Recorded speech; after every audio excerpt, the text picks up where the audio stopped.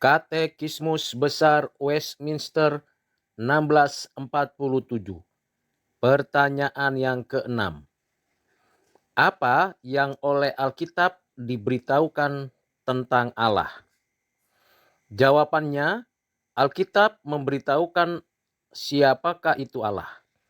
Pribadi-pribadi dalam kealahan, putusan-putusannya, dan pelaksanaan keputusan-keputusan itu.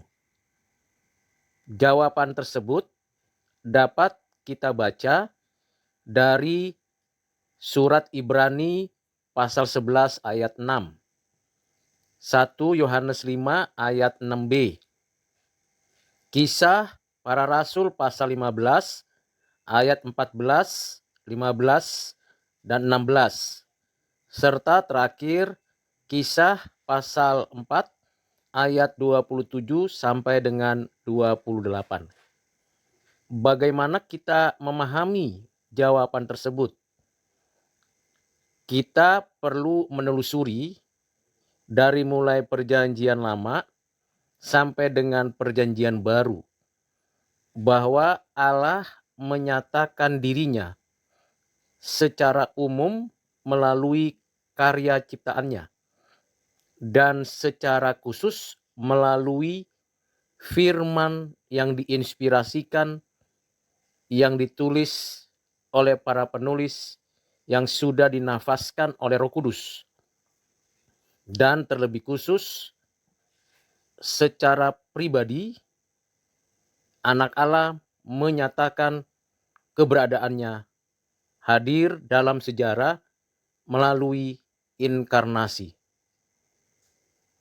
Dengan demikian, Alkitab memberikan kepada kita keutuhan siapakah Allah yang kita sembah, yang berbeda dengan yang diajarkan oleh agama-agama lain atau kepercayaan lain.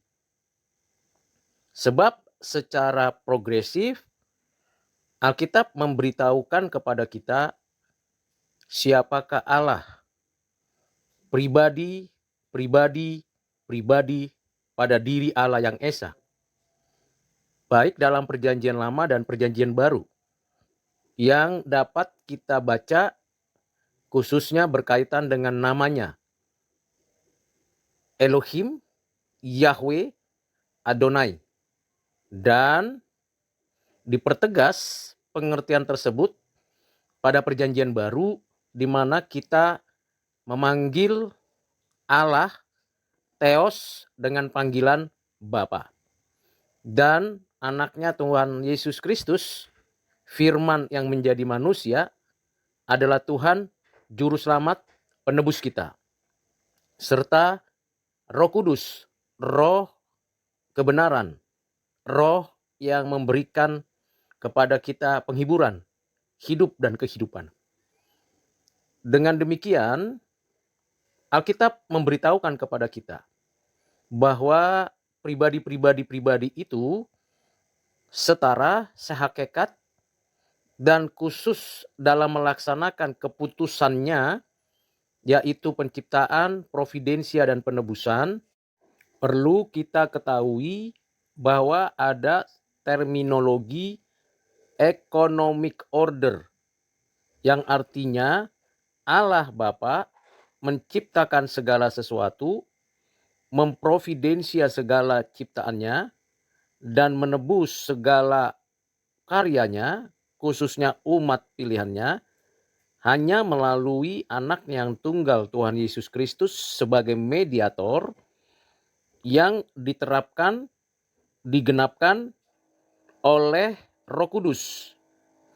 Dengan demikian, maka ada urutan ekonomik berkaitan dengan pelaksanaan ketetapan keputusannya, yang tentunya dalam satu kesatuan utuh yang tidak terpisahkan tetapi dapat dibedakan. Paradoks pengertian ini hanya ada di dalam Alkitab. Sekalipun terminologi istilah tentang nama Allah ada kemiripannya, dengan kepercayaan agama-agama lain di Asia Timur ataupun di tempat-tempat lain, tetapi esensi atau substansi atau keberadaan dari dirinya Allah yang Esa tidak pernah ada yang sama dengan apa yang diajarkan di dalam Alkitab. Karena itu, kita perlu dan penting mengerti secara mendasar agar kita tahu bahwa pengenalan kita akan Allah bukanlah pengikutan dari pengertian yang diajarkan dunia atau agama-agama lain. Namun sepenuhnya bersumber, berasal, berpedoman dari ajaran Alkitab yang dinyatakan Allah sendiri melalui firman-Nya oleh Roh Kudus. Kiranya pengajaran ini bermanfaat bagi kita sekalian. Tuhan Yesus memberkati. Amin.